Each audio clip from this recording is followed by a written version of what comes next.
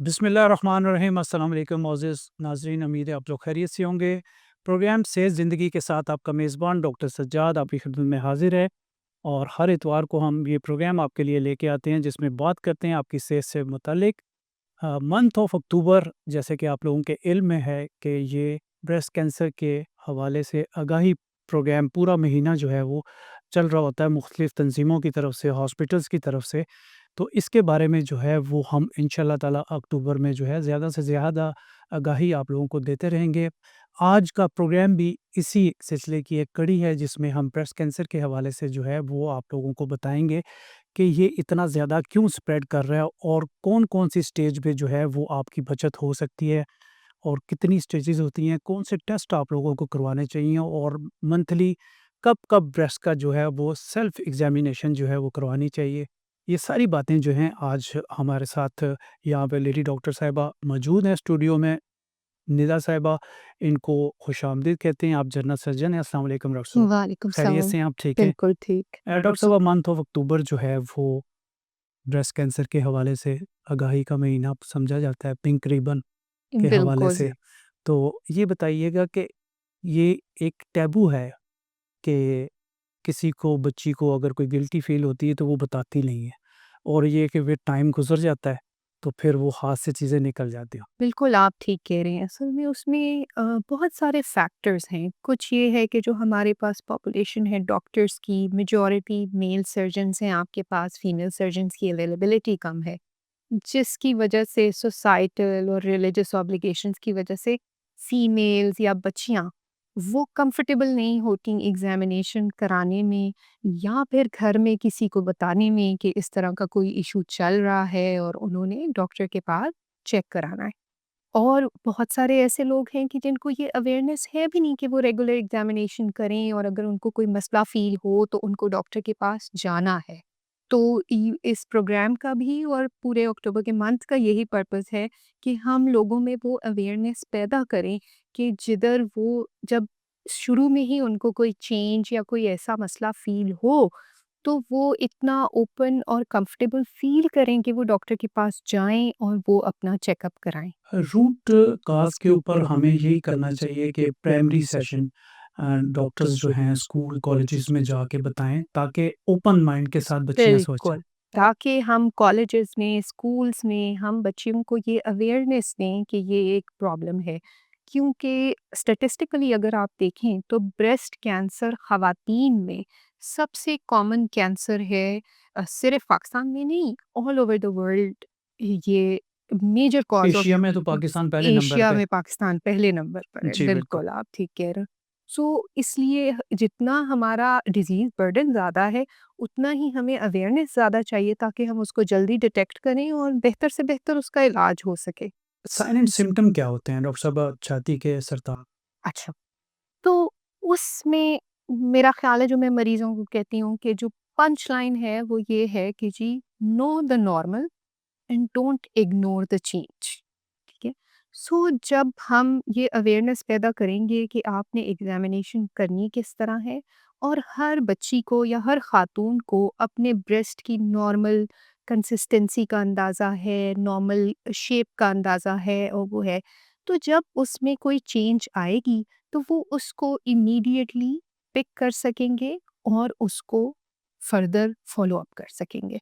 Normally जो changes जिनके साथ ख़वातीन प्रेज़ेंट करती हैं वो या तो ये होती हैं कि कोई अचानक से उनको गिल्टी महसूस होती है या स्वेलिंग महसूस होती है जिसके साथ मोस्ट कॉमन प्रेजेंटेशन हमारे पास ये है।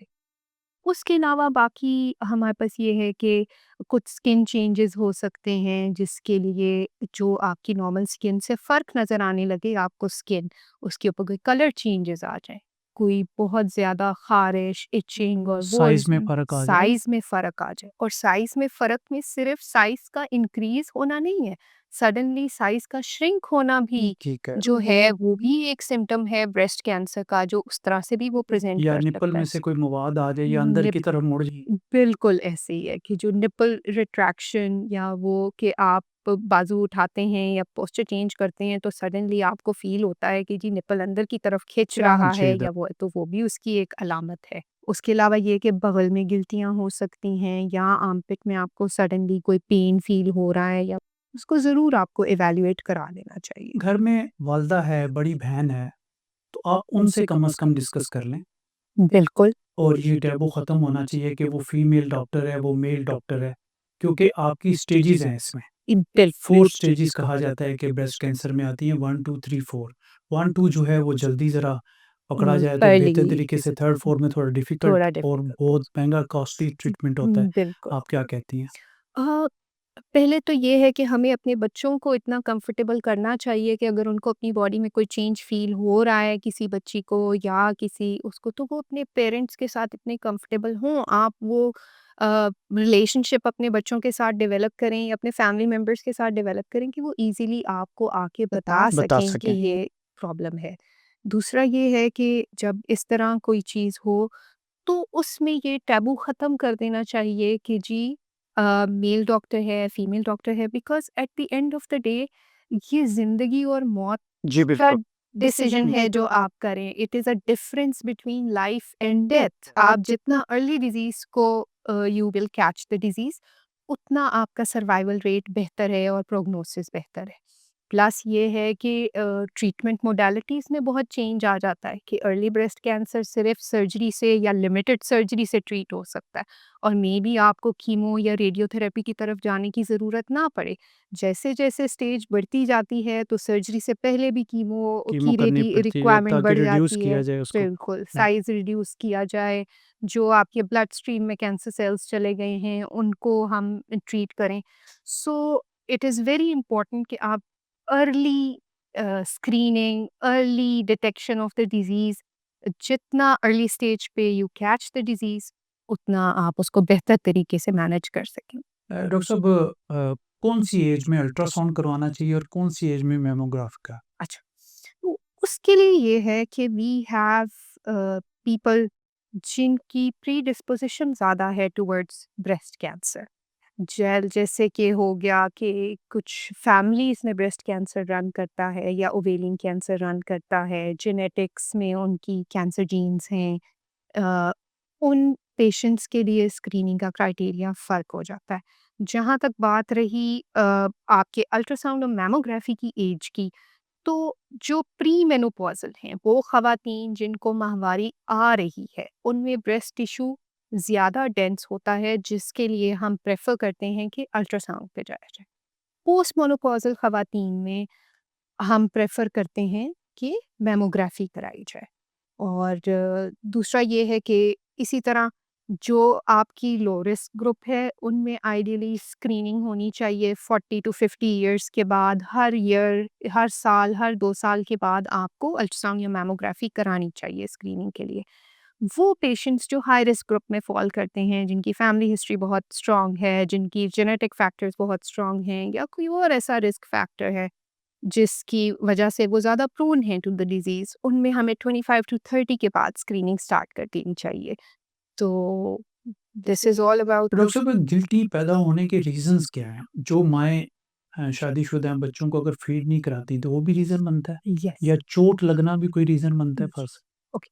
तो ब्रेस्ट कैंसर की कॉजेज़ में जो आपके प्रोटेक्टिव फैक्टर्स हैं, उनमें ये आता है कि आपकी एज ऑफ मेनार्क क्या थी, जिसको हम आम ज़बान में जब माहवारी जब पहली दफ़ा आती है, तो जितना अर्ली मेनार्क होगा, इसका मतलब है कि जो साइकिल्स आपके जिस पे ब्रेस्ट हार्मोनल चेंजेस को एक्सपोज़्ड है, वो बढ़ जाता है ड्यूरेशन।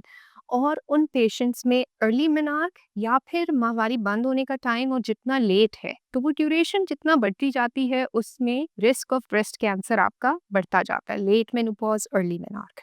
फिर जो प्रोटेक्टिव फैक्टर्स हैं वो ये हैं कि कितनी जल्दी आपने पहला जो अपना बेबी कंसीव किया या पहली प्रेगनेंसी गुजारी, वो कितनी अर्ली एज में थी। जितना हम लेट करते जाएंगे, उसको रिस्क फैक्टर आपका बढ़ता जाएगा। So early pregnancies are protective against breast cancer.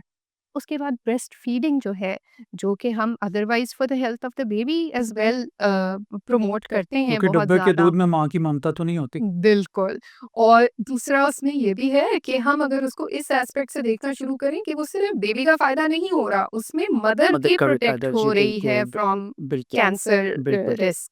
तो ये भी एक और अर्लियर प्रेगनेंसी से भी बचत होती अर्लियर है। प्रेगनेंसी से भी तो ये बचत मदर होती है। फीड बेस्ट है, मदर फीड इससे भी जो है ट्यूमर से मदर इंसान जो फीड है बेस्ट है मदर के लिए भी, मदर के नॉट लिए भी। जस्ट तो फादर अगर के लिए। चोट लग जाए और वहाँ पे ट्यूमर बन अच्छा, जाता है, चोट जब लगती है तो उसमें यूजुअली जो आपके फैट सेल्स होते हैं या वो लोकलाइज्ड जगह पे फैट सेल्स की डेथ हो जाती है या कोई गिल्टी बन जाती है। So it is not always necessary कि जहाँ पे फैट नेक्रोसिस हुई हुई है जहाँ वो गिल्टी बनी है तो वो कैंसरस ही है, लेकिन it can predispose to cancer development क्योंकि वो टिश्यू एक ट्रॉमा से गुजरा है, तो इसलिए उसमें पॉसिबिलिटी होती है उसको इवैल्यूएट बाज़ दफ़ा कराने एब्सेस की। बन जाता है। एब्सेस ये कि बस बिल्कुल, जो बहुत ज़्यादा फ़ास्ट ग्रोइंग ट्यूमर्स होते हैं, जिनके अंदर वो इतनी जल्दी ग्रो कर रहे होते हैं कि वो अपनी ब्लड सप्लाई उसके साथ मेंटेन नहीं कर सक रहे होते, इतना ज़्यादा ग्रोथ होती है, उनमें अल्सरेशन और डिस्चार्ज और पस आना, इट इज़ कॉमन और उस तरीके से भी ब्रेस्ट कैंसर्स प्रेज़ेंट करते हैं। लेकिन अगर वो उस तरीके से प्रेज़ेंट कर रहा है, तो इसका मतलब है कि we failed at screening it early. Doctor साहब आपने लिख दिया एफएनए टेस्ट, तो वो तो डर गई। उसने कहा कि लोहा लग गया तो मेरी तो मौत वाक़या हो जाएगी, मैं नहीं करवाती। इस तरह के बहुत सारे पेशेंट हमें बिल्कुल आप मिलते हैं।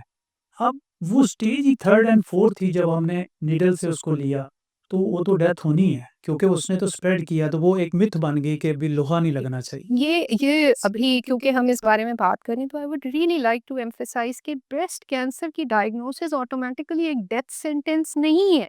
जो हमें समझने की ज़रूरत है कि it is a treatable disease unless कि हम स्टेज 4 पे चले जाएँ जिधर वो बाकी स्प्रेड कर चुका है या वो बाकी सारों में सर्वाइवल बहुत अच्छा है। और पेशेंट्स का फ़ियर भी आई कंप्लीटली अंडरस्टैंड कि आप अपनी बॉडी के साथ जब भी कोई इन्वेसिव प्रोसीजर कराना चाह रहे होते हैं या कोई ऐसा टेस्ट कराना चाह रहे होते हैं, तो ये एक मुश्किल डिसीजन है। एक तो ये फ़ियर कि इसका डायग्नोसिस क्या शिविर होगा और आपको कोई ये कहे कि आपको कैंसर है, ये खुद इटसेल्फ इतना स्ट्रेसफुल एक जर्नी है। और लेकिन उसमें ज़रूरी ये है कि जब आपको ट्यूमर की टाइप पता होगी, जब उसके रिसेप्टर स्टेटस पता होगा, तो हम आपकी ट्रीटमेंट को अकॉर्डिंग टू दैट टेलर कर सकते हैं, जिससे आपका सर्वाइवल रेट बेहतर होता है। और आपके लिए एक इंडिविजुअलाइज़्ड आपकी बॉडी के हिसाब से, आपके कैंसर के टाइप के हिसाब से, आपकी स्टेज के हिसाब से एक ट्रीटमेंट स्ट्रैटेजी प्लान की जा सकती है। डॉक्टर साहब आप चूँकि सर्जन हैं और रिमूवल कब होती है? किस स्टेज पे आप लोग ब्रेस्ट रिमूव करते हैं? अच्छा। सो जब हमारे पास कोई भी पेशेंट आता है तो initially what we do is कि हमने एक फिजिकल एग्जामिनेशन करनी है देख के कि जी वो लंप किस तरीके का है, बगल में कोई गिल्टियाँ हैं कि नहीं। अब ये एक सब्जेक्टिव असेसमेंट है जो डॉक्टर टू डॉक्टर थोड़ी बहुत वेरी कर सकती है। उसके बाद हम प्रेफर करते हैं कि अल्ट्रासाउंड या मैमोग्राफी जो भी रेडियोलॉजिकल टेस्ट है जो उस एज ग्रुप में प्रेफर्ड है वो हम कराएं। थर्ड स्टेप इज़ कि हमें टिश्यू डायग्नोसिस चाहिए उस गिल्टी या लंप में से एक छोटा सा पीस लेके हम उसको टेस्ट के लिए भिजवाते हैं, जो हमें ये बताता है कि किस टाइप का कैंसर है, कितना एग्रेसिव है या कितना स्लो ग्रोइंग है या फास्ट रैपिडली ग्रोइंग है।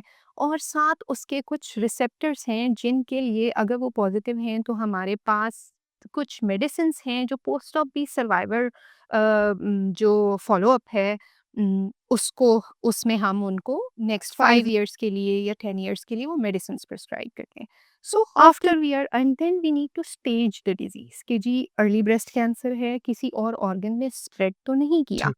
बिकॉज़ अगर आपका डिज़ीज़ बर्डन इतना है कि आपकी बोन्स में डिज़ीज़ जा डॉक्टर साहब चुकी है। एक ब्रेक का टाइम है, बात करते हैं। जी नाज़रीन, एक छोटी-सी ब्रेक हमारे साथ आप वेलकम बैक नाज़रीन, प्रोग्राम आप देख रहे हैं सेहत ज़िंदगी और हमारे साथ डॉक्टर निदा हैं। आप ब्रेस्ट कैंसर के हवाले से जो है हमें आगाही दे रही हैं। जी डॉक्टर साहबा, वक़्त से पहले आप बात कर रही थी। हाँ, तो हम बात कर रहे थे कि उसके बाद हम डिज़ीज़ की स्टेज डिटरमिन करते हैं कि स्टेज 1 है, स्टेज 2 है या स्टेज 3 या 4 है।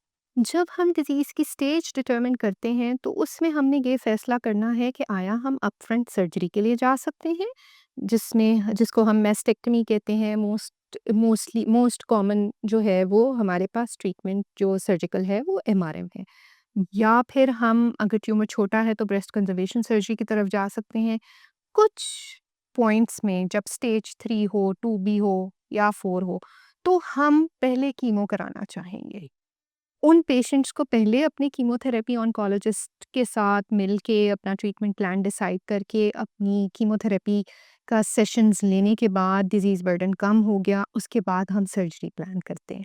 So this is it. और उसके बाद भी हमें फ़ॉलो-अप में डिफरेंट ट्रीटमेंट्स की ज़रूरत पड़ सकती है, जिसमें रेडिएशन है, कीमो है। But mostly surgery is done after आपने डिज़ीज़ की स्टेजिंग कर ली है, आपको उसकी टाइप पता है, उसका स्टेज पता है और वेदर आपने कीमोथेरेपी देनी है तो कीमो के साइकिल्स न्यू एडजुवेंट के कंप्लीट हो गए हैं और उसके बाद हम तकरीबन कितने साइकिल में ये सबसाइड होता है? यूजुअली 5 टू 6 साइकिल्स हमें चाहिए होते हैं। ओके, तो इसमें भी वही बाल सारे ख़त्म हो जाते हैं जो साइड इफ़ेक्ट हैं। कीमो के अपने साइड इफ़ेक्ट्स तो हैं and then again that is why it is very important कि आप जितना अर्ली डिटेक्ट करेंगे, अर्ली स्टेज 1 स्टेज 2 में डिटेक्ट होगा तो आपको सिस्टेमिक कीमोथेरेपी की ज़रूरत नहीं पड़ेगी। वो मेडिसिन से ही आप क्योर हो सकते सर्जरी से ट्रीट हो जाएगा। सर्जरी से, और ये रिकरेंस भी होता है बाज़ दफ़ा। रिकरेंस भी हो सकता है।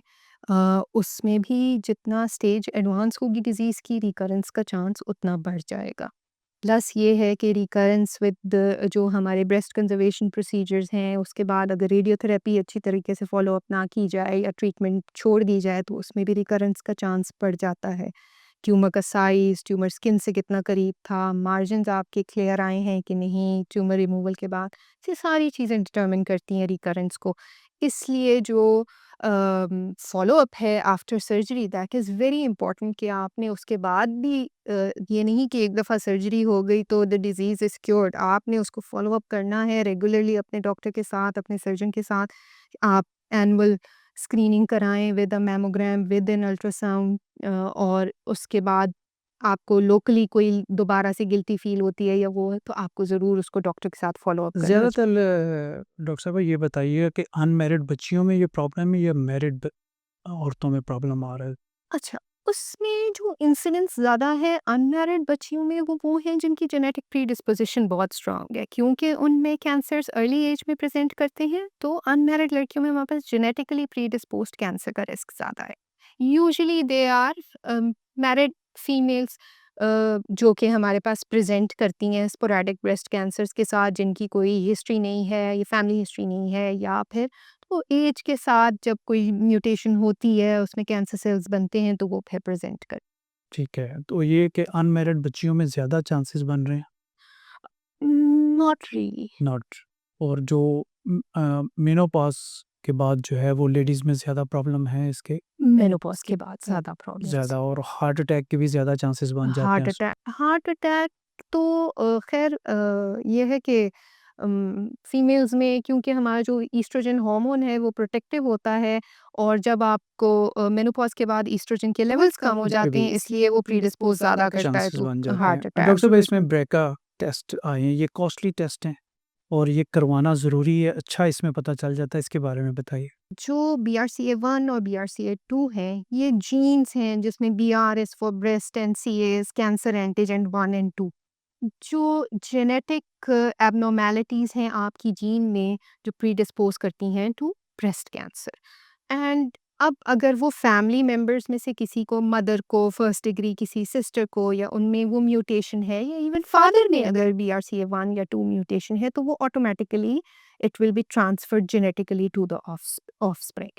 और जो BRCA1 या 2 वाले पेशेंट्स हैं जिनमें ये म्यूटेशन है, उनमें cancer risk is lifetime risk of developing cancer वो 60 टू 80% है। इससे पहले क्या जैक टेस्ट हमें करवाना चाहिए, उसमें म्यूटेशंस पता चल सकते? हमें जेनेटिक टेस्टिंग जो है वो हम उसमें पता चल जाता है जिसमें हम BRCA1 और 2 की सीक्वेंसिंग कराते हैं। इट्स अ सिंपल टेस्ट जो ब्लड से या सलाइवा से हो जाता है, अवेलेबल है पाकिस्तान में। इट इज़ कॉस्टली येस, लेकिन उसमें ये है कि अगर आपकी बहुत स्ट्रॉन्ग फैमिली हिस्ट्री है और आपको पता चल जाता है कि आपको ये म्यूटेशन है, तो आप अपने बच्चों को भी बेटियों को स्क्रीन कर सकते हैं। आप अपने जो सिस्टर्स हैं या सिबलिंग्स हैं उनमें भी आप स्क्रीनिंग कर सकते हैं। आपको पता है कि आपका एक रिस्क बहुत ज़्यादा है, तो उससे हम प्रेवलेंस तो कम नहीं कर सकते, लेकिन हम अर्ली स्क्रीनिंग की तरफ जा सकते हैं। हम ज़्यादा केयरफुली उन पेशेंट्स को फ़ॉलो अप करते हैं। MRI कराया जा सकता है उनमें जो हाई रिस्क पेशेंट्स हैं और अर्ली डिटेक्शन कैन लीड तो टू बेटर। अगर किसी को कोई चीज़ डिटेक्शन नहीं हुई है, तो प्रिवेंशन के लिए कोई मेडिसिन शुरू कराई जा सकती है कि नहीं ज़रूरत पड़ती? नहीं, नहीं, ऐसा नहीं। प्रिवेंशन के लिए कोई मेडिसिन नहीं है। बेसिकली जो हमारे पास जो अगर रिस उसकी पेरेंट्स में आ रही है और बच्ची को नहीं आया, वालिदा को थी, बड़ी बहन को भी ब्रेस्ट कैंसर की हिस्ट्री है, मगर तीसरी बहन को नहीं आया, तो प्रिवेंशन के तौर पे कोई मेडिसिन उसको दी जा सकेगी या क्लियर है वो? ठीक है, उनको ज़रूरत नहीं पड़ती है। अच्छा डॉक्टर साहब, मर्दों में भी क्या ब्रेस्ट कैंसर के चांस? बिल्कुल होते हैं, बिकॉज़ बेसिकली जब डेवलपमेंट हो रही होती है बेबी की, तो ब्रेस्ट टिश्यू डेवलप करता है उस टाइम पे जब जेंडर डिटर्मिनेशन आजकल तो नहीं डॉक्टर हुई साहब हम होती। देखते हैं गायनोकमेस्ट्रिया बहुत है। छोटे बच्चों को भी मतलब वो साइज़ इतना ज़्यादा बड़ा होता है कि वो अजीब-सा ही लग रहा होता है। तो इसकी भी एक रीज़न बताइएगा। उसकी तो हमारी डाइट्स में और फैट बाकी चीज़ों में फैट जो है वो इतना कॉमन है कि वो दैट लीड्स टू कुछ हार्मोनल इम्बैलेंसेस माँ-बाप हैं, तो बड़े कुछ खुश हो रहे होते हैं कि बड़ा गुगलू ये बच्चा है हमारा। हाँ, लेकिन ओबेसिटी जो है मेरा ख़्याल है कि वो कॉमन फैक्टर है जो कि हम मॉडिफ़ाई कर सकते हैं, सिर्फ़ ब्रेस्ट कैंसर का नहीं, हर टाइप के कैंसर का। तो इसलिए उसको मैनेज करना। बाकी मेल्स में ब्रेस्ट कैंसर की इंसिडेंस बहुत कम है, लेकिन है सही। It is 1 to 2% but it exists. और मेरा ख़्याल है कि हमारी सोसाइटी में मेल्स का रोल ब्रेस्ट कैंसर के अंदर यहाँ भी आता है कि बहुत सारी हमारी ख़वातीन हैं जो अस्पताल जाने के लिए, डॉक्टर से कंसल्ट करने के लिए अपने मेल फिगर्स के ऊपर डिपेंडेंट हैं घर पे। तो अगर उनको भी अवेयरनेस बेहतर होगी, तो वो अपने घर की ख़वातीन को, अपनी बेटियों को, अपनी बीवियों को वो ज़्यादा जल्दी लेके आएँगे डॉक्टर्स के पास, ये टैबू ख़त्म होगा और हम अर्ली डिटेक्ट कर मर्दों में हार्ट सकेंगे। अटैक ज़्यादा है ना? मर्दों में हार्ट अटैक लेडीज़ में ज़्यादा है। थोड़ा-सा बिल कम है इसमें। तो ये भी बात बिल्कुल ठीक है। अच्छा, ऑपरेशन या कीमो के बाद जो है मेडिकेशन कितने अरसे तक पेशेंट को आप देते हैं? यूजुअली 5 इयर्स बट वो 5 डिपेंड इयर्स? करता है on the receptor status of the tumour. अगर वो रिसेप्टर्स पॉजिटिव हैं तो हम उनको ट्रीटमेंट दे सकते हैं। ये बेसिकली प्रिसिजन थेरेपीज़ हैं जो कि कुछ स्पेसिफिक रिसेप्टर्स के अगेंस्ट टारगेटेड होती हैं। लेकिन अगर कैंसर ट्रिपल नेगेटिव है जिसमें कोई भी रिसेप्टर वो कैंसर नहीं प्रोड्यूस कर रहा, तो उन पेशेंट्स में फिर हमारे पास ये ऑप्शन नहीं। नहीं होता। अच्छा डॉक्टर साहब, थर्ड और फोर्थ जो है काफ़ी क्रिटिकल कंडीशन में आ जाता है। तो इसमें क्या सर्वाइवल के चांसेस होते हैं? आपने जब से प्रैक्टिस की और इस तरह के पेशेंट आपने देखे, तो क्या जो स्टेज 3 पे जो पेशेंट्स प्रेज़ेंट करते हैं, उनमें there is still a significant survival rate, 5 year survival rate जो हम कैंसर्स में लेते हैं, वो फिर भी 30 टू 40% सर्वाइवल रेट है उनका स्टेज 3 का। स्टेज 4 यूजुअली वो होता है जो कि उस ऑर्गन तक लिमिटेड नहीं है या इर्द-गिर्द के एरिया में लिमिटेड नहीं है और वो बाकी ऑर्गन्स में स्प्रेड कर चुका है। यूजुअली व्हेन दैट हैपेंस तो उन पेशेंट्स को हम बहुत ज़्यादा क्यूरेटिव ट्रीटमेंट के जो डिज़ीज़ ख़त्म हो जाए ऑफ़र नहीं कर सकते। लेकिन ये है कि there are a lot of procedures जिनसे हम उनकी जो लाइफ़ एक्सपेक्टेंसी है, उनकी क्वालिटी ऑफ़ लाइफ़ है, वो ज़रूर बेहतर बनाई जा मैनेज सकती हो है जाता है थोड़ा? ट्रीटमेंट से। ठीक। बिल्कुल। और डॉक्टर साहब, जो लेट मैरेजेज़ हैं, उन बच्चियों में भी ये प्रॉब्लम है उनके साथ। तो शादी की आप एज क्या समझते हैं कि कितनी जल्दी होनी चाहिए? मतलब ये है कि ये इन बीमारियों से जो है ना वो बचत हो जाए। I think it's a very 18 के बाद, 18-20 के बाद जो है, क्योंकि ये भी बेसिकली व्हाट मैटर्स इज़ के जब हम शादी की बात करते हैं तो उसमें अगर हम ब्रेस्ट कैंसर के लिहाज से बात करें तो the modifiable risk factor becomes कि आपकी फर्स्ट प्रेगनेंसी कब होती है। ठीक है। तो अगर आप even if you get married and you don't plan your child for the next 5 years तो रिस्क फैक्टर तो आपका वहीं रहा। तो इट इज़ और अ रिलेटिव लेट शादी भी इसमें प्रॉब्लम क्रिएट करती है, बाज़ दफ़ा बहुत लेट शादी हो रही हो।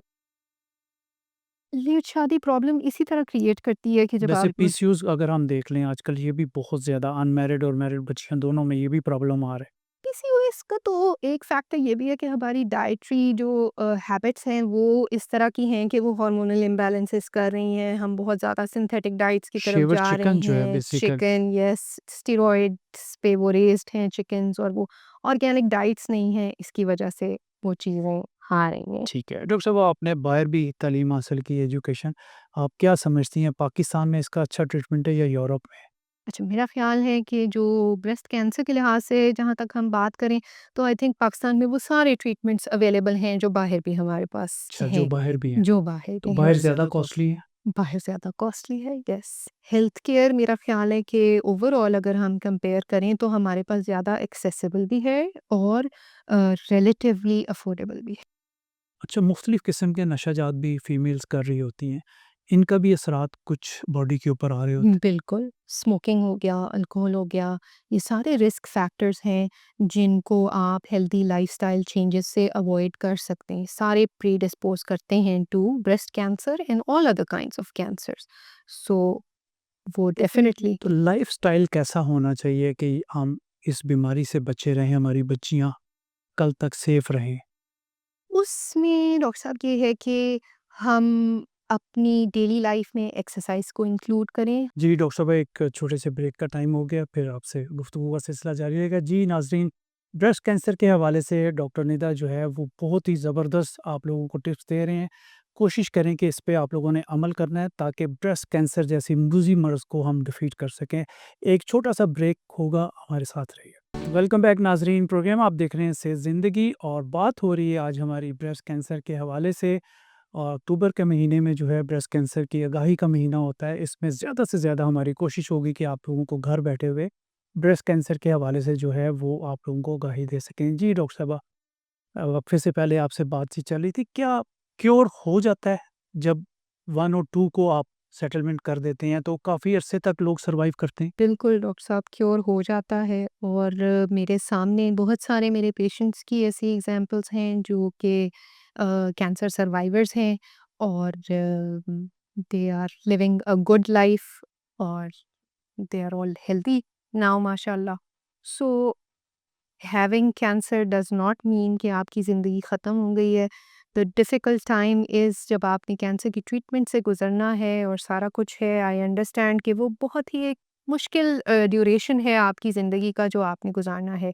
लेकिन at the end of the day आपके पास होप है कि आप ठीक हो जाएँगे and lucky are the patients के जो स्टेज 1 या 2 पे डायग्नोज़ हो जाते हैं, जिनको हम ये होप ऑफ़र कर सकते हैं कि ट्रीटमेंट से वो सर्वाइव करते हैं और उनकी क्वालिटी ऑफ लाइफ बेहतर होती है रादर देन कि जो पेशेंट्स हमारे पास स्टेज 4 पे प्रेजेंट करते हैं जिनको हम ये होप भी ऑफर नहीं कर सकते सही, फिर लॉन्ग टर्म सर्वाइवल वो की। मुश्किल हो जाता है। बिल्कुल। तो बिफ़ोर मैरिज अगर ब्रेस्ट रिमूव कर दिया जाए तो वो बच्ची क्या शादी के काबिल रहती है फिर?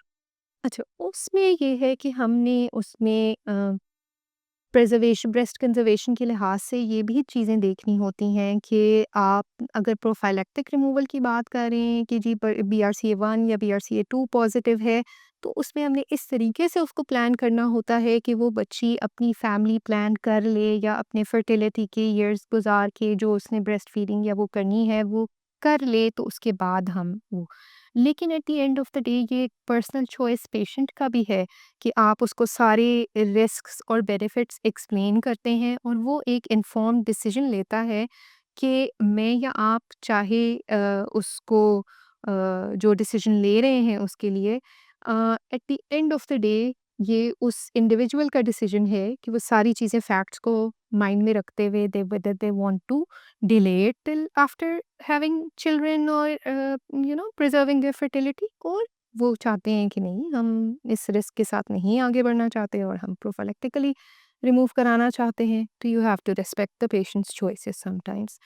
दूसरा ये है कि इवन आफ्टर मैस्टेक्टमी अगर पेशेंट्स हैं जो कि प्रेजेंट कर रहे हैं ब्रेस्ट कैंसर के साथ बहुत यंग एज में, तो आफ्टर मैस्टेक्टमी भी बॉडी इमेज इश्यूज आते हैं साइकोलॉजिकल, बिकॉज आपकी बॉडी का एक ऑर्गन है जिसको आप रिमूव करें, उसके लिए इट्स अ मल्टीडिसिप्लिनरी टीम जो आपको हैंडल कर रही है। The patient needs to understand कि आप अकेले नहीं हैं, आपके साथ आपका डॉक्टर है, आपका ऑन्कोलॉजिस्ट है, आपका पूरा साइकोलॉजिस्ट ख़ानदान है, इन्वॉल्व हो आपकी जाए। पूरी फैमिली है।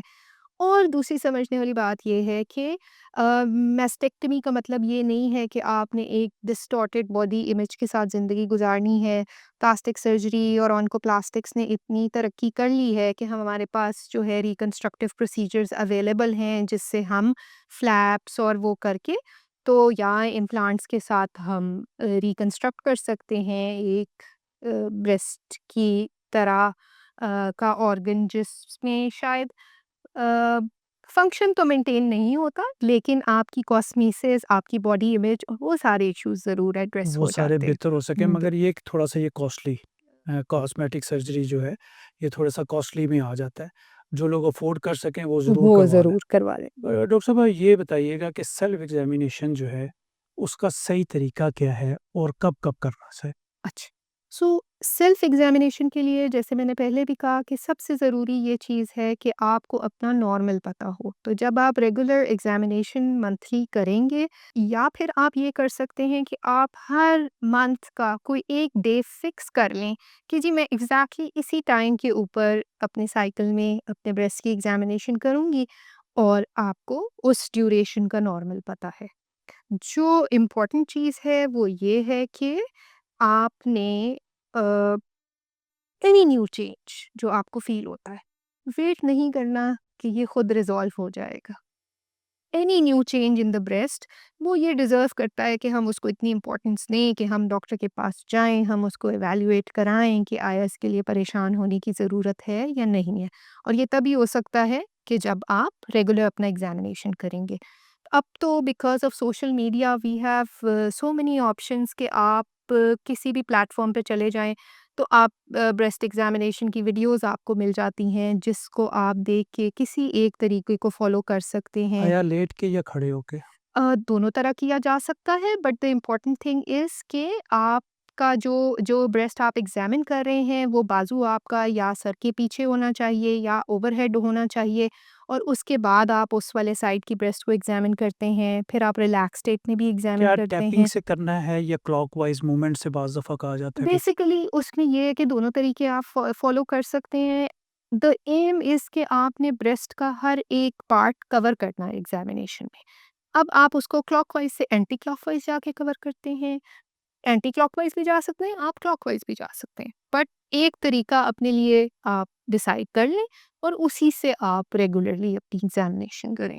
वो आप कर सकते हैं, ठीक है। डॉक्टर साहब, सर्विक्स का कैंसर भी बहुत आम लेडीज़ में है और आजकल उसकी वैक्सीन भी जो है हमारे मुल्क में बच्चियों को लगाई जा रही है, 9 से 14 साल की बच्चियों बिल्कुल। को। तो आप क्या फरमाती हैं कि ये बेहतरीन है? सर्वाइकल कैंसर हमारे मुल्क में second most common cause of cancer second most common cancer है फीमेल्स में। तो जिसमें आप एक प्रिवेंटेबल डिज़ीज़ के लिए वैक्सीनेशन करा रहे हैं, तो आई थिंक कि कोई भी चीज़ जिसको आप अवॉइड कर सकते हैं, there is no harm in getting it done and in fact उसको एनकरेज करना चाहिए। ठीक है। तो इसमें ये कि एपीआई प्रोग्राम में हमारी 8 से 9 वैक्सीन शामिल है। बिल्कुल। तो वो भी हम बेदरेग लगाते हैं। तो बाज़ दफ़ा रूमर्स आ जाती हैं। जैसे कि पोलियो में बहुत सारी रूमर्स आई 92 में जब पोलियो ड्रॉप शुरू हुए। अब मैं ये कहता हूँ कि उनके बच्चों के भी बच्चे हैं। बिल्कुल। जब इन्होंने पोलियो पिए और जब हमें जद्दा एयरपोर्ट पे लैंड करते हैं तो सबको वो ड्रॉप्स पिलाते हैं। असल में मेरा ख़्याल है कोई भी जब नया कॉन्सेप्ट आता है तो उसको एक्सेप्ट करने में हमें थोड़ा-सा टाइम लगता है। और एचपीवी वैक्सीन ऐसे नहीं है कि कल दरियाफ़्त हुई है और आज पाकिस्तान में लगना शुरू क्योंकि हो इसके गई पीछे है। काफ़ी साल होते हैं। उसके बहुत सारे सालों से दुनिया में लगाई जा रही है। हमारे पास अभी थोड़ा-सा अवेयरनेस और ट्रेंड स्टार्ट हुआ है। तो आई थिंक कि उसको किसी कंट्रोवर्सी में चेंज करने की बजाय अपनी बच्चों की बेहतरी के लिहाज से सोचना चाहिए हमें। तो क्या जो मैरिड वुमेन्स हैं उनको भी ये करवानी चाहिए? उनको भी करानी चाहिए ठीक है। बिकॉज़ आप मेबी आप किसी एक स्ट्रेन से एक्सपोज़्ड हैं और बाकी की जो एचपीवी की स्ट्रेन्स हैं उनसे आपका एक्सपोज़र नहीं है। तो वैक्सीन चाहे आपको जिससे आप एक्सपोज़्ड हैं उससे नहीं प्रोटेक्ट कर रहा, बाकी सारी स्ट्रेन से तो आपको प्रोटेक्शन प्रोवाइड कर सकती है ना वो। सही। तो ये है कि ये बच्चियों को लाज़मी लगवाएँ। लगा एक बिल्कुल। ये भी है मसला कि हमें मुफ़्त में जो चीज़ मिल रही होती है उसमें हमें थोड़ा शक व शुबा। उसमें हमेशा को शिकवा होता डोर है। स्टेप पे चीज़ मिल रही होती है तो हम उस पे हाँ, शक व सो शुबा। उसमें ये कि हम कर सकते हैं कि दोनों ऑप्शंस अवेलेबल कर दें कि जी फ्री की भी and if anybody wants to purchase a particular vaccine themselves तो वो भी ऑप्शन ओपन होनी चाहिए अब लोगों के पास। एमएमआर का आप देखें तो वो भी 2-3 हज़ार रुपए की है, लोगों को कई दफ़ा खरीद के लगानी पड़ती है। बिल्कुल, अब गवर्नमेंट ने शामिल कर दी है, पहले तो लोग परचेज़ करके लगा रहे थे परचे और कह रहे थे कि बहुत महँगा है। तो अब जैसे हेपेटाइटिस बी है, ये भी ईपीआई प्रोग्राम में शामिल कर दी गई है। तो कम से कम लोगों को ऐसी वैक्सीन्स का जो है वो फ़ायदा उठाना चाहिए जो कि अवेलेबल है। जैसे कि बेसिकली सी की नहीं उसमें है, सी की नहीं है। तो तो बी जो की है। अवेलेबल है वो आप लगवाएँ, जो बी की हैं वो सब लोगों को लगवा लेनी चाहिए ताकि आने वाला बच्चा जो है वो भी वो सेफ रहे। सेफ रहे। अच्छा, प्रेगनेंसी में ब्रेस्ट ट्यूमर है वालिदा को, अब बच्चा भी डिलीवर हो गया, क्या माँ दूध पिला सकेगी? मदर फीड जा सकेगी? अगर वो सिर्फ़ सर्जिकल ट्रीटमेंट पे है तो फिर तो पॉसिबिलिटी है। लेकिन अगर हम कीमो या बाकी चीज़ें फ़ॉलो अप करें तो उसमें वो फिर मुश्किल ब्रेस्ट हो जाएगा, फीडिंग विल बी सही, उसमें डिफ़िकल्ट। मना कर दिया जाता है। डेफ़िनिटली बिकॉज़ जो कीमो की ड्रग्स हैं और वो उसमें से बहुत सारी ब्रेस्ट में न्यूक्लियर उसमें मेडिसिन होती हैं सारी। हाँ, एक्सक्रीट होती हैं जो कि फिर बेबी के सिस्टम में जाएँगी थ्रू द ब्रेस्ट मिल्क। क्योंकि कीमो के बाद भी 24 घंटे कहते तो हैं किसी से ना मिला जाए, कीमो के दरमियान हम ब्रेस्ट फीडिंग को अवॉइड तो करते ऐसे केसेस आते हैं। बिल्कुल आते हैं क्योंकि बहुत सारे पेशेंट्स आते हैं जो कि प्रेगनेंसी के किसी पॉइंट पे कैंसर डायग्नोज होता है और उसमें फिर according to the duration of pregnancy उनका ट्रीटमेंट प्लान हम डिसाइड करते हैं। अगर प्रेगनेंसी फार एडवांस्ड है और हम सर्जरी करके वेट कर सकते हैं कि कीमो हम डिलीवरी के बाद कर लें तो हम उस पे जाते हैं। अगर बहुत स्टार्ट में है तो फिर हम प्रेफर करते हैं कि ट्रीटमेंट को प्रायोरिटी। प्रेगनेंसी मना भी की जाती है, जी, वो किस स्टेज पे आप लोग बहुत अर्ली प्रेगनेंसी है। बोतल लिया? अच्छा, उसमें जो है कि वो ना किया जाए, ठीक हो गया। डॉक्टर साहब, इससे प्रिवेंटिव किस तरह मुमकिन है? ये कुछ ख़ास चीज़ें हमारे नाज़रीन को आप बताएँ कि हम किस तरह बच सकें? क्योंकि एक टैबू तो ख़त्म करना ही पड़ेगा हमें, कि मेल डॉक्टर के पास नहीं जाना, फीमेल ढूँढते रहें, वो स्टेज आगे से आगे चली गई। ये हमें बताएँ कि हम हर किसी बंदे के पास जा सकते हैं, जो इसको देख सकता है। डॉक्टर साहब जान स्क्रीनिंग के लिए तो आप अपने जीपी के पास भी जा सकते हैं जो आप के नॉर्मल जनरल प्रैक्टिशनर्स हैं वो डॉक्टर्स हैं दे अंडरस्टैंड कि स्क्रीनिंग किस तरह करनी है। अगर उनको कोई एबनॉर्मल चीज़ लगती है तो वो आपको कंसर्न स्पेशलिस्ट के पास रेफ़र कर सकते हैं और सारा कुछ है। So the most important thing is कि आपके माइंड में ये थॉट होनी चाहिए कि ये एक डिज़ीज़ है जिसके लिए आपने अपने आप को रेगुलरली एग्जामिन करना है और स्क्रीन करना है। दूसरी समझने वाली चीज़ ये है कि जो रिस्क फैक्टर्स हैं उसमें से अगर आपको कोई रिस्क फैक्टर है तो इसका ये मतलब नहीं है कि डेफिनेटली आपको ब्रेस्ट कैंसर होगा ही होगा। लेकिन उसकी अवेयरनेस होने से आपको एक एज मिल जाता है कि आप कॉन्शियस हैं, आप अपने आप को रेगुलरली एग्जामिन कर रहे हैं और आप उसको बहुत जल्दी in the course of disease आपको पता लग जाएगा कि कोई चेंज है या नहीं है और आप उसको ट्रीटमेंट अर्ली करा सकेंगे। सो मेरा ख़्याल है कि उससे बहुत ज़्यादा डिस्टर्ब होने की भी ज़रूरत नहीं है साइकोलॉजिकली कि जी मुझे तो रिस्क फैक्टर है तो 100% मुझे ब्रेस्ट कैंसर डेवलप होगा। बट उसको अपने एडवांटेज के लिए यूज़ करना चाहिए कि जब आपके माइंड में ये चीज़ है कि मुझे मेरा रिस्क इंक्रीज़्ड है, तो आप अपने आप को ज़्यादा बेहतर तरीके से स्क्रीन करें और हर छोटी चेंज को इवैल्यूएट कराएँ और डॉक्टर के पास जाएँ। यूरोप में भी डॉक्टर साहब इनहेरिटेड चीज़ें ये ज़्यादा चल रही होती, बिल्कुल। वहाँ पे भी इसी टाइप के पेशेंट इसी होके। तरह के पेशेंट्स होते हैं बल्कि अगर आप वर्ल्ड वाइड इंसिडेंस देखें तो चाइना जो है वो फर्स्ट नंबर पे है ब्रेस्ट कैंसर में, उसके बाद हमारे पास यूएसए है जिसमें सबसे ज़्यादा ब्रेस्ट कैंसर के केसेस हैं। तो बाकी एशिया में आई थिंक पाकिस्तान जो है वो सबसे ज़्यादा इंसिडेंस हमारे पास है ब्रेस्ट कैंसर का। मोटापा भी इसमें जो है वो एक मेजर फैक्टर है। मेजर फैक्टर है और ये एक ऐसा फैक्टर है कि जो मॉडिफाइबल रिस्क फैक्टर्स में आता है कि जिसको आप लाइफस्टाइल चेंजेस से मैनेज करके साथ डायबिटीज़ चल रही है, अपना मोटापा रिस्क चल रहा है, कम कर जोड़ों सकते हैं। के दर्द चल रहे हैं, ब्लड प्रेशर चल रहा आई है। थिंक सब चीज़ों का जो रूट कॉज़ है वो ओबेसिटी है, वो मोटापा है बिकॉज़ जब मोटापा होता है तो डायबिटीज़ भी जल्दी होती है, हाइपरटेंशन भी जल्दी होती है, कैंसर्स का रिस्क भी बढ़ जाता है। लोगों को बताएँ कि कितना खाना है, कितना सोचना है, हमने जो आने वाला कल है उसके बारे में भी सोच-सोच के अपना बुरा हाल किया हो। I think the ideal is कि एक तो हेल्दी लाइफ़स्टाइल चॉइसेस होनी चाहिए, एक्सरसाइज़ को इनकलकेट करें अपनी लाइफ़ में। आपकी मेंटल हेल्थ बहुत इम्पोर्टेंट है इन डिसाइडिंग कि आप किस क्वालिटी की ज़िंदगी गुज़ार रहे हैं। So it's very important to stay happy as well. उसके अलावा ये है कि हम ब्रेस्ट कैंसर के लिहाज से अगर बात करें तो रेगुलरली अपनी सेल्फ एग्जामिनेशन करें। अपने जो मॉडिफाइबल रिस्क फैक्टर्स हैं जिसमें हमने हाइजीन का डिस्कस ख़्याल किया कि करें। हाइजीन का ख़्याल करें, स्मोकिंग और ये जो बाकी की ड्रग्स हैं वो अवॉइड करें। आप ओबेसिटी अपनी एड्रेस करें, डाइट अपनी हेल्दी रखें बिकॉज़ जितनी जो फैट रिच डाइट्स हैं वो भी ब्रेस्ट कैंसर का एक रिस्क फैक्टर है। सो फाइबर इंक्रीज़ करें अपनी डाइट में, फैटी फूड्स डिक्रीज़ करें जो कि हमारा फास्ट शायद फूड एक बहुत है, जंक फ़ास्ट फूड फूड बहुत है। बहुत है जिसमें जिसकी वजह से हार्मोनल इम्बैलेंसेस डेवलप होते हैं, तो उसको वो किया जाए। और बाकी ये है कि according to the guidelines screening ज़रूर होनी चाहिए कि after 40 years I would recommend कि सारी फ़ीमेल अपना स्क्रीनिंग मैमोग्राम या स्क्रीनिंग अल्ट्रासाउंड ज़रूर कराएँ हर साल या साल हर में 1 मर्तबा या 2 साल बाद? साल में 1 मर्तबा ज़रूर कराना चाहिए। डॉक्टर साहब आपकी आमद का बहुत-बहुत शुक्रिया। बहुत इन्फॉर्मेटिव प्रोग्राम आपने किया। बहुत शुक्रिया थैंक यू आपको। सो फिर किसी मच। दिन हम दोबारा ज़हमत देंगे। जी नाज़रीन, प्रोग्राम आपने देखा ब्रेस्ट कैंसर के हवाले से आगाही प्रोग्राम था, जिसमें डॉक्टर निदा ने बहुत ही ज़बरदस्त बातें आप लोगों को बताई। यकीनन आप लोगों को इसका फ़ायदा होगा। अपने इर्द-गिर्द के लोगों को भी इसके बारे में आपने बताना है, क्योंकि आगाही जितनी फैले उतना ही अच्छा होगा लोगों को ब्रेस्ट कैंसर के हवाले से। आप लोगों ने इस प्रोग्राम को देख के ज़रूर इर्द-गिर्द सराउंडिंग में सब चीज़ें जो है वो डॉक्टर साहबा ने जो बताई हैं वो ज़रूर बतानी है। आज के लिए बस इतना ही। अपने मेज़बान डॉक्टर सज्जाद को दीजिए इजाज़त। इंशाल्लाह अगले एतवार दोबारा आपकी खिदमत में हाज़िर हो जाएँगे। तब तक के लिए अल्लाह ने के